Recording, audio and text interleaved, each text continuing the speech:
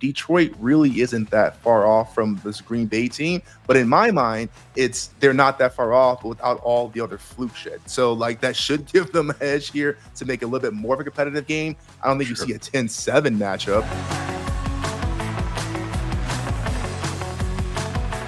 All right, welcome in everybody. BTB Analytics back with you. NFL Week 11. We are here talking marquee matchups, talking data, talking angles, giving out some free game as well along the way. Boys, we are, you see it there on the screen, 58.5% year-to-date model performance, 24-17 overall. So we are profitable. Started off the year a little bit behind the 8 ball, to be honest, but had I think just after week 2, we've had really strong performance overall. Not a ton of volume. We'll get to that actually later in this show because we got some good volume this week as well in the NFL. But excited to be where we're at, 10 on the cusp of 11 weeks in here now. So pretty strong performance. We've been making money. Our subscribers and members have been making money. So it's been a good, fun year, and we're going to keep this train rolling. You guys know the drill. We got a lot of stuff to break down here, so let's not waste any time. First matchup we want to talk about. Let's hop on and talk about the Tampa Bay Bucks and the Buffalo Bills, baby. This one, Seth, from a market standpoint, opened at 5.5 in favor of Bills. Pinnacle actually opened at a 6.5 here. I think it's largely settled at a 5.5. Let me fact check myself in real time here. So yeah, that's my understanding. Yeah, 5.5 largely across the books. Yeah, all the way through. Bookmakers hanging a 5, but yeah, otherwise consensus here. So I don't know what to make of this one a little bit, because Buffalo in our database, Seth, is our number 1 offense. Tampa Bay is our number 6 offense in our database here, but Tampa Bay, to that point, only number 24th per our numbers in terms of success rate. So they're relying on explosives or these kind of high variance stuff to generate their points and get the wins that they've been getting on. So boomer bust type of situation for them. Yeah. And is there, I mean, that's not a reliable path. We've talked about that in a few different spots throughout the season, but what does Tampa Bay need to do from coming at it from their perspective, first of all, in order to eke out a win or at least a cover on the road against the Bills here? Well, they need to have those explosives, and how they can go about getting those, I'm not exactly certain, except that Buffalo's defense is not good. It's an average defense, number 17 in our database. We talked about it last week. Tampa Bay all season has been winning through these explosive plays, boom and bust offense, 24th in offensive success rate, like you said, number 17th in offensive echo rate. So they're having these big, huge, successful drives based off of very few plays. And what do you know? They run into an average defense that had an explosive offense last week, and they couldn't win the shootout because they couldn't get as many explosives. Now, Buffalo has a lot of question marks coming off of a pretty embarrassing loss from Miami, but it is a divisional opponent. So I think it needs to be contextualized that is a very different football. And we've seen Miami play Buffalo tough year in and year out, no matter how good Miami actually is. So I'm not super concerned here. We make this number about 4 on a neutral field. Our raw model number, when we take that into account, is around 5.5. So we think the market's pretty much got this right. But if you're wanting to be a Tampa Bay Buccaneer bettor, I think you got to be betting money line here. The points are pretty much meaningless. You're either going to win and get those explosives, or you're not, and you're going to get blown out. So can Buffalo put it together? I'm not certain. They're definitely back against the wall as far as divisional play. So you got to believe they're going to get up for this one.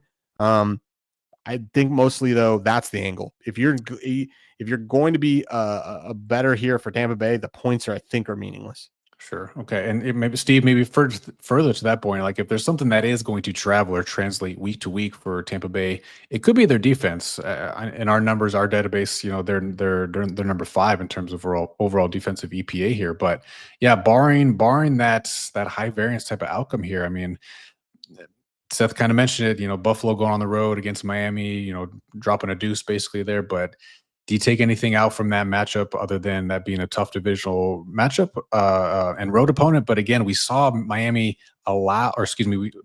allow a lot of explosives in that game. So is that something that, at least in the short term can continue for Tampa Bay, or what are your thoughts on this one?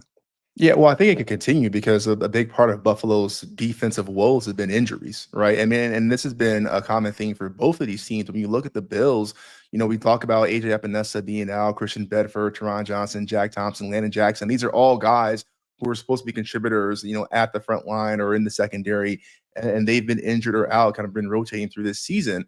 And so I think that is a direct reason why you're seeing these explosives being allowed. And then we talked about this. I'll give the Patriots game a pass. The Patriots are looking like they're actually a really good team, and we've been backing them for the last 45 weeks, it seems like, as a free play of the week, and they've been mostly cashing. But you look at this loss to the Dolphins, you look at the loss to the Falcons. I mean, those are things that really just shouldn't happen. You know what I mean? For a Bills team that it came in with such high hopes, and for a team that we know can be very, very good. Now, with this being said, Seth kind of did some foreshadowing. I don't think it was intentional, but that is my off the numbers, because this to me is going to be it's going to be a coin flip, and it's everything Seth just said. Like I'm with you. I don't think the points matter. It's going to be a one-score game. It's who has the ball last kind of scenario here. And we talked about Tampa Bay and all their weaknesses for relying on the explosive plays. Same thing. They're going through injuries. Bucky Irving, Chris Godwin, Mike Evans, all those guys missing time. And so, it's been a problem. But what has Baker done? He has still been able to throw the ball. He's been able to move that offense. Now, again, it may not be as pretty and as consistent as we would like, but it's still happening. He's winning more games than he's losing, despite not having his key weapons. I think that's the difference between what we're seeing with Buffalo, is that they are struggling, and understandably so, without their weapons, where Baker is willing this team seemingly to the finish line more often than not. So, I think this game is going to be a high variance one for sure. At plus 220, I'm going to take the Bucs to kind of win what I predict will be a shootout here. So, grab your popcorn. I do wonder if there's going to be some weather component in this one that we're not fully appreciating yet, because this total standpoint, this opened at 50 or 50 and a half and has been bought down 2 points now. Borderline in 3 points. There's a 47 and a couple 47 and a halves in the marketplace right now. So not sure again if it's a weather or related issue or not, but well, I can tell you it's 44 and a half degrees projected to be at game time kickoff, 77% chance of precipitation, and 11-mile-per-hour winds at Highmark. So damn, shout out meteorologist Steve on the case. Shout out covers. Let's go. So we make this game 50. What did you say the total was? Or what did you say the weather is? It is 44 and a half degrees, 77% chance of rain, and 11-mile-per-hour winds. Okay. You can still throw the ball in 11. Yeah. 20 is when you start getting really, really nervous. Okay. All right. But let's, pay attention to the market. It's maybe that 50 and a half was a little, we were on market at open, but I presume our numbers are taking into account the current number that's available. Tampa Bay buff. 48. So 48 is what I'm seeing. Yep. So we'll see. I mean, again, we're still early in the week, still immature. So we'll see what this does, either from the spread and or total standpoint. But something to keep out if you're looking to, if you're expecting or hoping for a shootout in this one. That could be obviously a factor here. So on the other side of the ball, because Steve, you said it's going to be a shootout. It's going to be a shootout if Tampa Bay gets those explosives. If they do not, it will probably be one-way action Bills. So 100%. This is just variance. So this is like Bills minus 9.5, maybe 13.5, or Tampa Bay money line, Tampa Bay minus 2.5. To me, this is extreme results. Yeah, agreed. Okay. All right. Well, it sounds like we'll revisit this one briefly here later in the show for off the numbers here. So, but it should be a good fun interconference matchup here. So looking forward to it. All right, a few more matchups to break down here, and then as always, guys, at the end of the show, we'll give out some free model play of the week. So stick around for that. But let's talk about a really fun. I'm really excited for this matchup. NFC West clash. Seattle Seahawks going up against the LA Rams. I think Matt Stafford is one of the co-favorites for MVP now at this point in the season. Still early, but crazy run that he has had this year, just absolutely balling out. Steve, market standpoint, open minus 2.5 in favor of the Rams here. So no movement yet, and I'd be surprised if it does deviate far from that at the moment. But philosophy clash, right, between these two teams. I mean, LA is the number 2 ranked pass rate over expected team. Seattle, almost polar opposite, number 30. So LA likes to pass it. Seattle leans run heavy for sure. So if there is an early game script in this one, if LA jumps ahead, how much, if any, does Seattle have to deviate from their run heavy approach? And if at all. And do you think the right team is favored in this one? I guess is my question to you. Yeah, I mean, I think that's kind of you're making a lot of assumptions with that question that LA is going to get ahead. I mean, the Seahawks team is legitimate. Like they are for real. I think that's been a surprise to, certainly me, but I think pretty much a lot of NFL fans here. But you look at this team. I mean, yeah, I mean, Sam Darnold has really stabilized this offense. I mean, we talk about. I think we were on this game again. We were watching this game a few weeks ago, and we talked about how there have been some timely turnovers, but for the most part, he's been low mistake all season long, and that's been a big reason why they're 7-2 here. And their offensive line have really started to you kind of have that cohesive gel there, and so that's why you see them coming together. And the biggest thing is Jackson Smith and Jigba. I mean, this dude's a true wide receiver one. He's been making play after play, and then you have Rashid Shaheed there with a vertical threat. I mean, this offense is as complete as it comes. And you talk about adding, Kenneth Walker back there. So I hear what you're saying, Kev, but I think for me, this is going to be the one where can the Rams defense slow down Seattle's offense and get them off their game plan, right? I mean, I think it's kind of a bold assumption to assume either one of these teams are going to be able to dictate the other, but the Seahawks defense is quietly playing pretty well as well. And then we look at the Rams. I mean, yeah, we talked about this, and their offense and their passing particularly has just been off the charts here. Matt Stafford playing at an elite level. Devontae Adams, Puka Nacua. I mean, they are all thriving. Although I don't know if you guys saw the clip last week where Devontae Adams tried to do like a juke move and like he seemingly threw his back out, and it's like, damn, like all our legends are getting to the unk status now. But he does have an oblique injury, and that is something to watch. But he's going to play, but just how effective is he really going to be here? So I hear what you say, Kev. I think to me, this is going to be another one of those like tight divisional coin flip games here.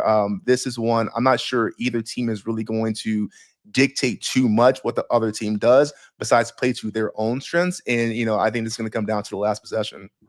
Yeah. And I guess Seth, let me get your perspective then too on, the potential shootout element here, because this opened at a 40.5 total here, and again, mental model, which is why it's not generally a winning method long term. Would have presumed that would have been open to a couple points higher at least, but hasn't really budged off of that number right now. And based on what we make it, we actually show that there's value to the under. So give a little context if you think you can or want to, or either from a game script standpoint, how you see this one going. Yeah, I'm surprised that's where your mental model is. That actually makes a ton of sense to me. Both these teams are really good defensively, and yeah, LA is a really good offense. But to me, when you have a divisional game, you have two really good defenses. It's going to be, I think, a lot more like what we saw last night with Green Bay and Philly here, with both these teams trying to grind each other down. Like you said, they kind of have diametric opposites on how they want to get that success. So for me, the under makes a ton of sense here. The model loves it. Under 48.5 makes a ton of sense. Seattle defensive echo rate number 5, LA number 9. So top 10 defenses here from a drive standpoint. And you're right. LA number 1 in our offensive success rate, and Seattle number 9. So to me, it's who is going to have success against the good defense. And, to me, I think that screams low scoring game, limited possessions, and whoever makes the most with those possessions, I think is going to come out on top. From a model standpoint, though, from the side, I think the market's got this mostly right. I think we make it 2.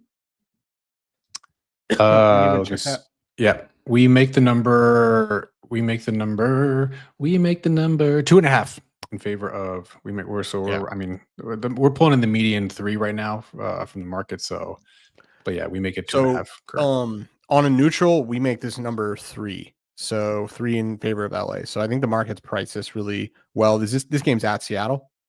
In LA. Oh, it's in LA. So we're pretty much right there on market, 2 to 3. Yeah. And I guess I had this backwards in my head, so I just was fact checking myself while you were talking, Seth. But yeah, to your point about who potentially could jump out to an early lead here, I had thought it was LA, but actually no one is better in the league than Seattle in efficiency on scripted plays. It's a little not standardized, a little qualitative in that respect, but what that suggests, at least, potentially directionally correct, is that no one is hotter out the gate than Seattle. So if they can jump out to the lead, to your point, Steve, then maybe the turntables will turn, or whatever that what's that line from something like that. Yeah. Oh, how the tables have turned. So, all right. Yeah, I'm excited for this one, though. Yeah, I like I said, that we have some value to the under on this one. Not fun enough, man. Not too rich for my blood. So I'm gonna stay off of that one. But Too should rich? be What do you mean? Like the price? no, just like I am diametrically Oh, you just think unaligned. over all day. You just Yeah, defense yeah. doesn't exist. I think defense is. Okay. I think this will be at the very least could be a high variance game. I mean, again, I think the LA pass rate over expected element of it is really going to drive a lot of how this game script goes. They're gonna. I mean, he's a co MVP favorite for a reason, right? They're not going to take it out of his hands. And I mean, I don't want to use too much recency bias. We obviously saw how crazy Seattle's defense played against Jacoby, a statue similar to how Matthew Stafford is back there right now. He's not going to evade and run around back there like Kyler Murray. So I don't know. I'm just gonna stay away from it. Is kind of my ultimate point. So. All right, should be a fun one. Two matchups in the books, but we got two more to break down. Appreciate y'all hanging out with us. Let us know what you think in the comments, chat. Yeah, who's going to come out on top of that Seattle matchup versus the Rams, or the Bucks Bills, or as we go through here, let us know your comments in the chat here. Year to date, I want to remind everyone 58.5%, guys, 24-17 models performance. So we have been profitable virtually all season long. Happy to be making some money. Happy to be making our members and subscribers some money as well. So we're looking to keep this train rolling. We got a lot of good volume this week. So we'll touch on that as well towards the end of the show. But before we do, let's get to a couple more of these top matchups, guys. So AFC West matchup. Let's talk about the Chiefs going up against the Broncos here. Broncos, Steve, are 3.5-point dogs currently here. KC, for what it's worth, like our number one team in a few different key metrics, right? So the number one pass rating team. So they obviously going to put the ball in Mahomes' hand, let him do his thing.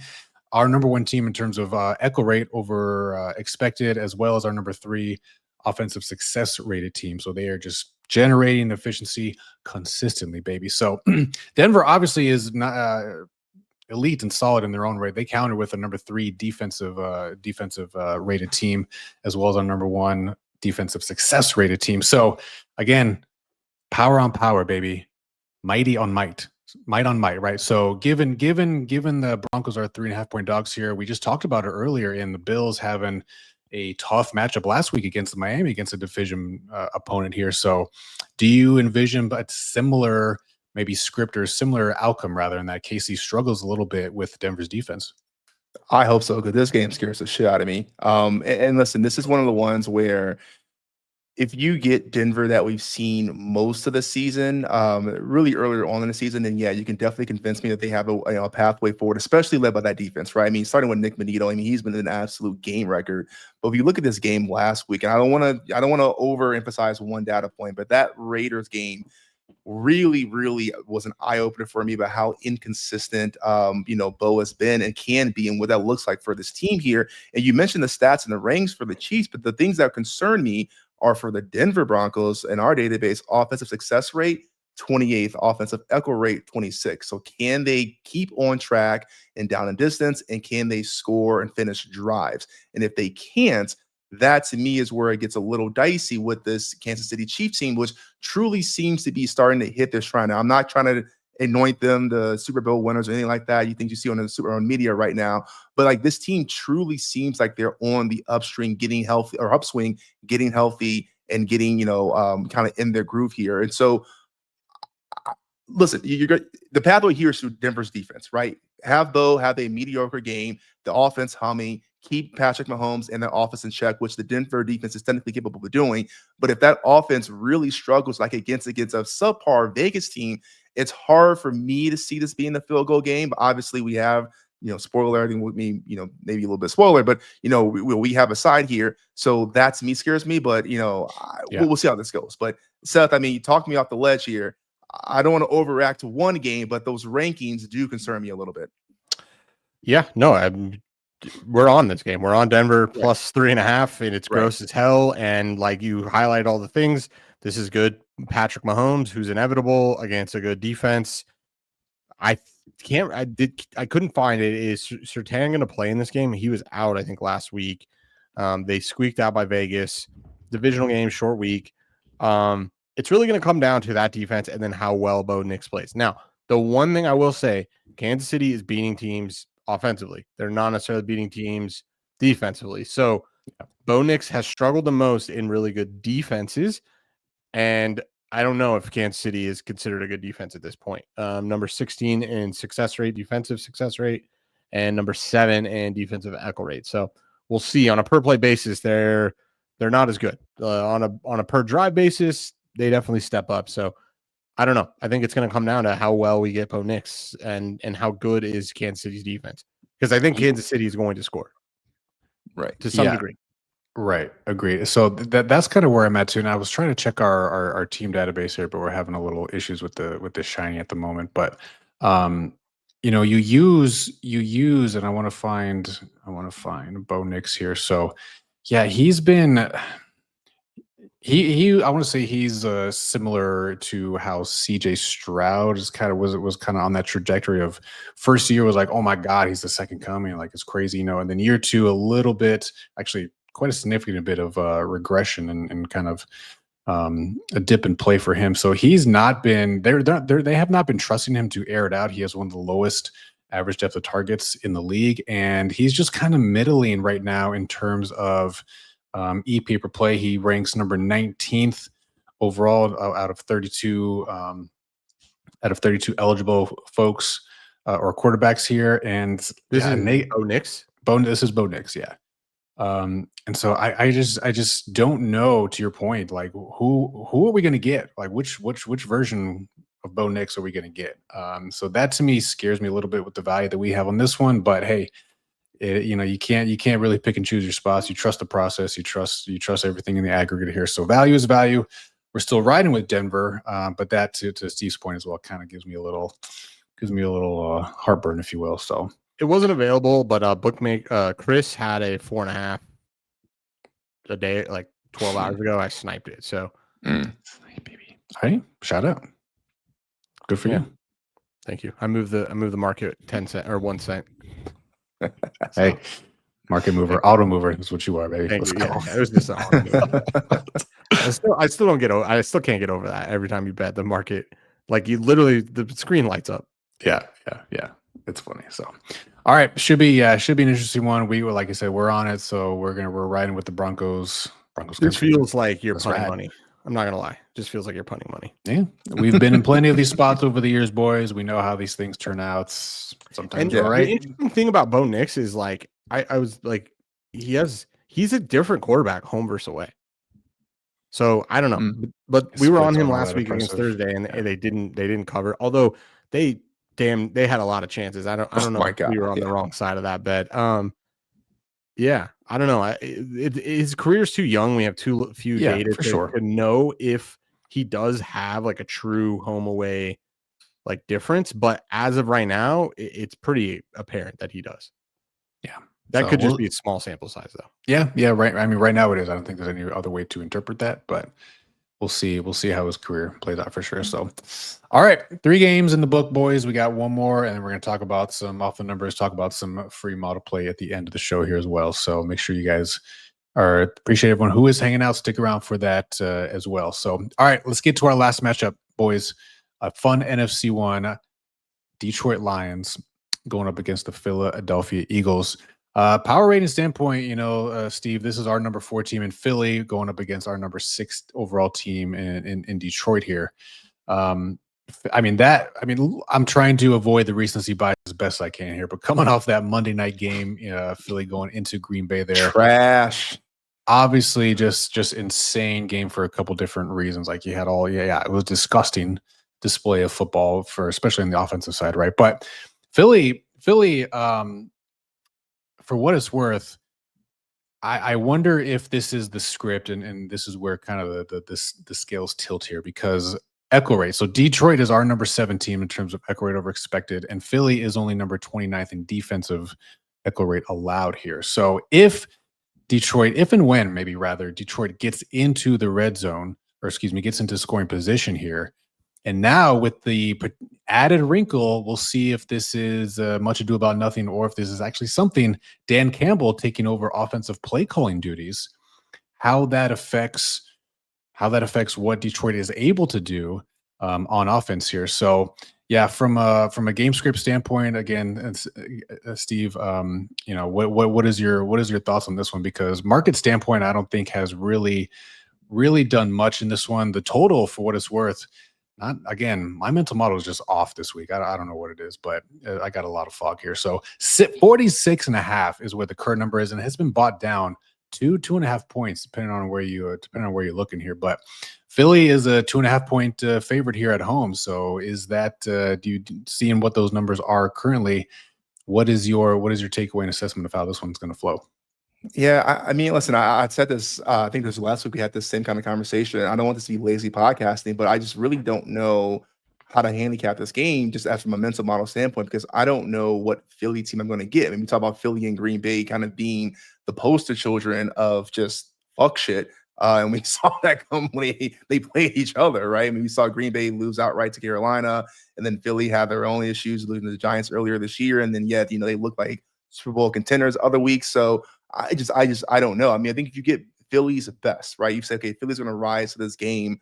You look at this offense, you look at Saquon Barkley and what they've been doing. Like, yeah, it makes a lot of sense there with or without the tush push and all that. But this Detroit team has been, quietly rolling, under Goff. And maybe quietly is not fair, but just based off their, preseason hype, and early struggles. I mean, they've kind of really found their way back with Jameer and, Jameson, Amon-Ra, St. Brown kind of getting together.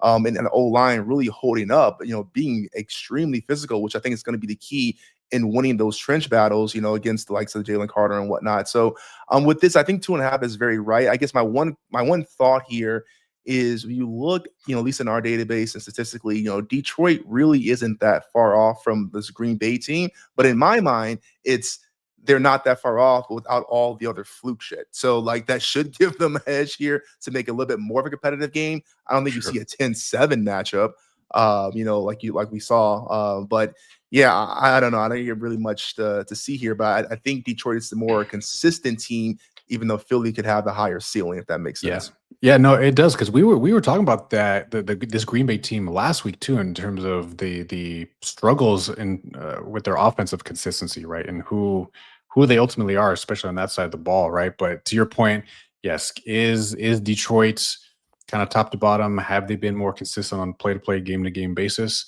Yes, and now, like I was saying, with Dan Campbell kind of taking over those play calling duties, how much of any of a little edge does that give them? I don't know. We make this number -3 in favor of Philly, so we at a 2.5, if you can get you can still get it out there. We show a little bit of value on Philly, but yes, Seth, from how you're digesting the numbers and the data here, and just what you've seen again from these teams and who you think you're going to get with Philly, like, ugh. Are you buying Philly, or because I'm buying Detroit personally?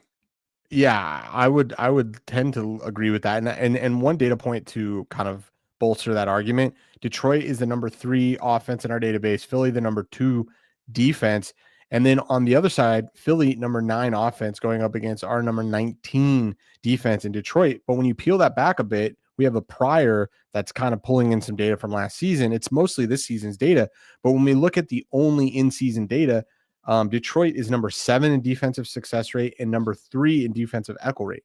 So they're actually playing a lot better this season defensively than last season. So if there's a reason to believe that the model has both those pieces of information and is pricing that, but if there's a reason to believe or lean into that kind of narrative about Detroit, it could be that their defense is even better and will continue to get better week in and week out. Our model's saying shootout 50. So let it fly. And I guess Dan Campbell taking over play calling is going to be a meaningful thing. Interesting because they've had success. So again, number 3 offense. So I'm interested why that's the case or what's going on there. Is there some gamesmanship? Looks, Philly has a really high ceiling. There's no doubt about that. It's just what makes that team tick, I'm not sure. Yeah, and we've seen it. We've seen it almost week in, week out, right? The one thing that scares me about this, though, if I'm a Detroit fan, I guess, is Philly can seemingly win in a few different ways, right? We've seen them win a 10-7 game in an ugly, just basically non-existent offensive performance. We've seen them put up 38 points on the Giants, or 34 or 30 plus on the Giants twice, actually, so they to your point, have the capabilities to put up good numbers, but week to week, it's not something I feel confident enough in backing them. So yeah, just looking ahead real quick, segue into off the numbers a bit. That's why I'm riding Detroit money line on this one. Plus 130 is what I can get, or what, it's the best available in the market right now. But yeah, I don't know if there's anything, we could be reading a little bit too much into the Dan Campbell thing, but I like the little uncertainty just enough with that one to say, hey, there could be, where there's smoke, there's fire on that one. So I think if you're going to give me plus money, plus 130 rather. I think most of the market's at plus 120. So getting a decent number here. So I like Detroit to go into Philly here and eke out with the win. So we'll see what happens. But 4 games in the books, guys. Yeah, let's just segue real quick into off the numbers here. Head to head friendly matchup we're doing on a weekly basis here. And we just pick a game, pick one of our best bets, and get to talk a little shit along the way. So I am 5-5. I coming off a win last week. Finally, goddamn, I was cold. I was hitting I was 0 for 4 the What were you on? month. I took the over in the New England and Bucks game, so I had a little bit of positive variance there in the fourth quarter for sure. But that hit. So I'm 5-5. So give me Detroit money line plus 130. Seth is human. God damn it. He is human. He had been 7-1-1. Shout out right now. But coming off a loss, I think you were on the Commanders last week plus 8.5 or whatever it was. I see. Do you have yours teed up or ready to go? Yeah. Okay. You want me to go? Go for it. I'm going to ride for the bounce back spot and kind of a brutal beat for Atlanta. I think fade Carolina a lot. This is a little bit of hopium here for me. We have under 6.5 for Carolina, and if you look at their schedule, they can still go under 6.5. Don't give me the hope. That's all I got is hopium. I'm smoking it hard, and this is the start of it. I think this Atlanta team also got their butts just handed to them last time they played Carolina. A lot of players were out, including London. That seems to be the piece of their offense. If London is in, and Penix can make some goddamn good throws. So I like this bounce back spot or revenge spot, whatever you want to call it. Our model also shows a little bit of value. We make it 5.5. Give me 3.5, 110, actually 104 over at FanDuel. Give it to me, baby. Minus 104, baby. Let's do it. All right. Falcons 3.5. Bounce back, baby. All right. Sounds good. All right. Steve also is coming off a win last week, I believe. No. I lost at the Browns minus 2.5. That's right. Yeah. I'm kicking myself because I wanted to take New England money line. They were plus 124. And I was coming back from a wedding and they were live line was plus 2 something. Because I think they were down. I'm I should just take that. And then I had no service coming back, and we know how that game went. So anyway, listen, 3-7. I've had some pretty serious conversations. Change the quarterback. We're playing for picks. All those conversations kind of circling around the ball club here. We're gonna swing. We're gonna swing for the fences here to try to save our season. And if we go down, we go down. But with that being said, I'm taking the Bucks money line over the Bills plus 220. We've seen the Bills be, I don't want to call it just being human, but really have had some real issues that they just have not quite figured out. To be fair, a lot of that has been due to the injury bug here, which is going to rear its ugly head once again. Sure. And when this game, like I talked about earlier, it's high variance game. Who can have Bills can lose this game outright. They can win by 14. Who knows? But I think at those plus 220 odds for a game where Tampa Bay has a legitimate shot at winning, that's just too good to pass up. So that's what I'm rolling with. Okay. All right. Price is everything, baby. Plus 220, too good to pass up. So, all right. Tampa Bay money line plus 220 in the books. We got you. All right. Sounds good, boys. 4 good matchups in the books. We talked about off the numbers. You know the drill. There's only one thing. Oh, you got something to say? No. Go. We'll do it on You got something to say? All right. I'm going to say it first. We got one thing left to do. Let's do it.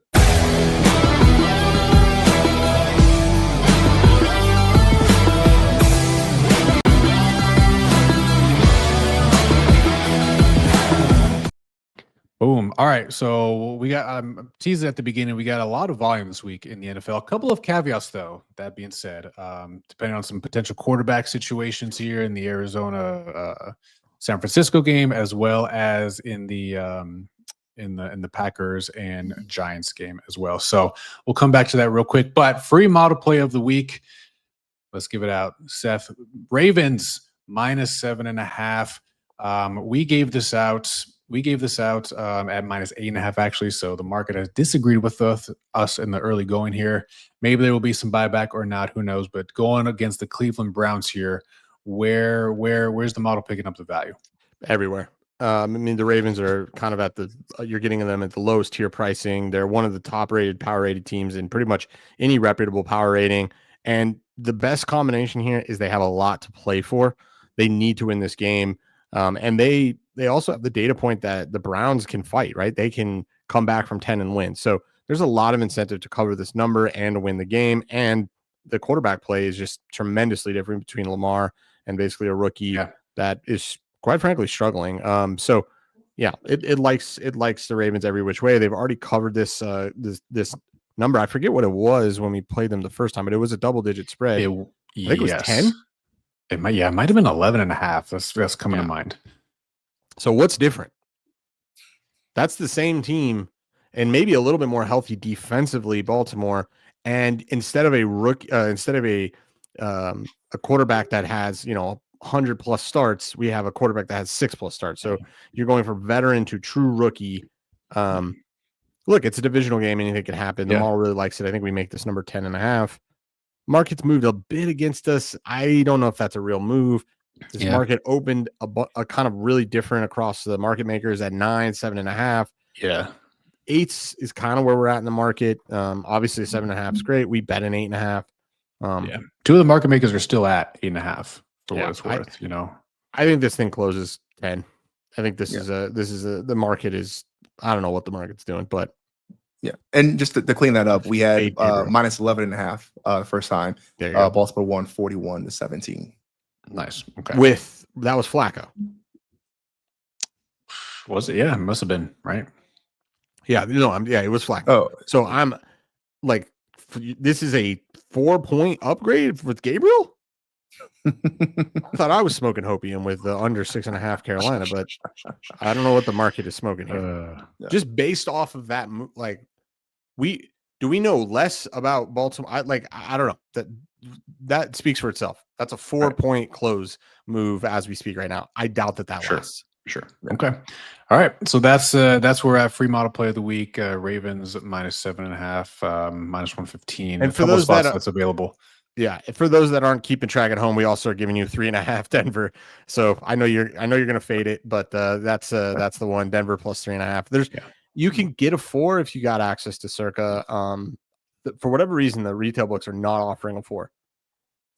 They haven't. It's been at 4 pretty much. Hasn't touched a 4 yet. No one's offered a 4, which I don't know. I found quite interesting. Yeah. So just realistically, we've given 2 plays. Sure. Yep. That's fair enough. Okay. And then, we're just zooming out real quick, guys, for the rest of week 11 here. Again, assuming that there's a couple starters in place in the Cardinals-Niners game, as well as the Packers-Giants game, we have seven potential plays on the card here. This week here. We bet 6 of them. We're waiting on 1. So some pretty decent volume again here on tap for week 11 here. So should be good.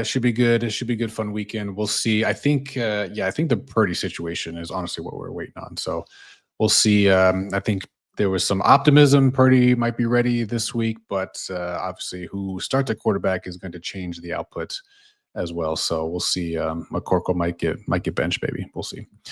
All right. It's been a long season. Steve, tell me you got to see the miraculous comeback for the Chicago Bears. No, I was driving back and I had the game on. I had a signal for about 6 minutes, and then I lost signal. Did you get at least I saw the replays. Okay. Yeah. It that makes me so sad. This was like your crescendo. This is like about to be one of your most proud moments. Down by 10. I was like, this is perfect because they have incentive to score the touchdown and then a field goal sends it to overtime. Right. Or to win, they have to score a touchdown. Yeah. This is why you bet early, people. Mm-hmm. 3.5, very different than the 4.5. Cherry on top. You guys got someone fired. You got a when does that ever happen? Yeah, that's well, true. that happens all the time. It's just normally we get ourselves fired. No, yeah, you got somebody fired on the other team, Right? Yeah, Yeah. To clarify, yeah. Damn. the Bears are hot, man. I don't want to like ruin it for you, but I was like, this has got to be like the proudest moment. Like, oh yeah, for sure. Down by 10, comeback win, like just owned it. I mean, it did help that Russ was in, but I'll take Right. what you can get, right? Yeah, exactly.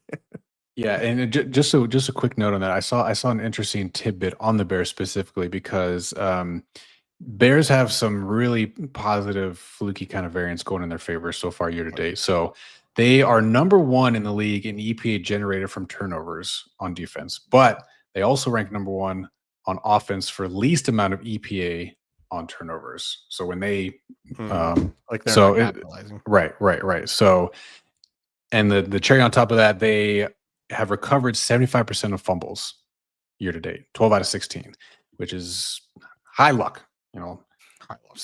Yeah, that lucky. Dart doesn't fumble there. That game is over.